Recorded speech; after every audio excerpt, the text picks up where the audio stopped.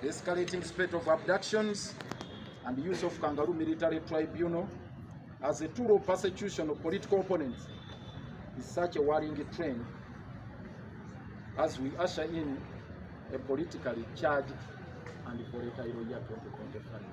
The trend is worrying. The subversion of the constitutional order, the statements coming from General Kaguta Museveni.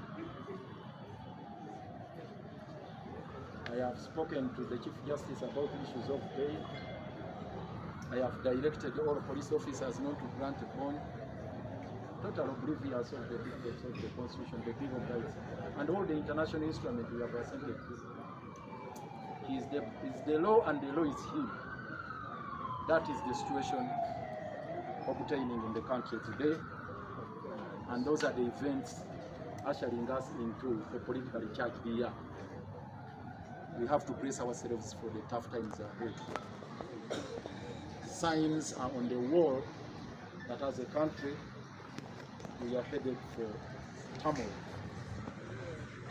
We are currently grappling with this Museveni's choreographed plot to execute our patriarch, Dr. Besigye, following a summary and perfunctory trial before the General Court Martial, and the willy-nilly approach of the judiciary in the Museveni's villainous scheme has further compounded the whole grotesque situation with their recent unorthodox Supreme Court pronouncement of a dual criminal justice system where appeals from convictions by the General Court Martial shall not be entertained by the courts of judicial trials.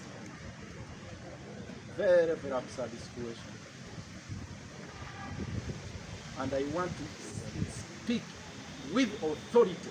The mission of General Kaguta Museveni in all this melodrama, in all those shenanigans going on before the General Court Martial, is to execute Dr. Besigye, nothing else. It's all about taking him through that perfunctory trial and then go to the firing squad. You all recall the words of General Idi Amin at his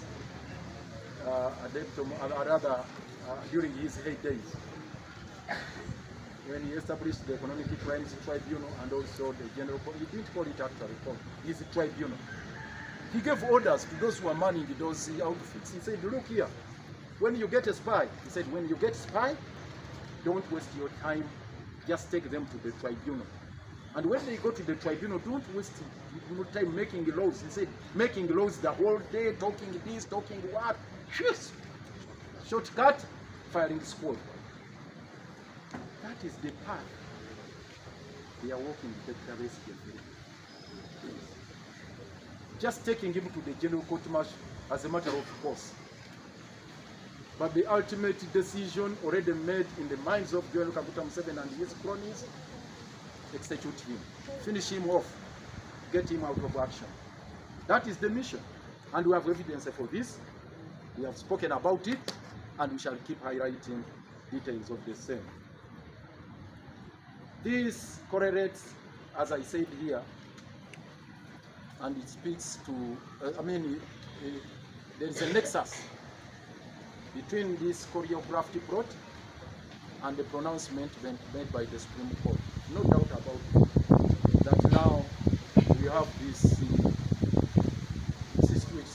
you cannot define, a dual system. Said, actually, our justice system now is a dual carriage, is a dual carriageway.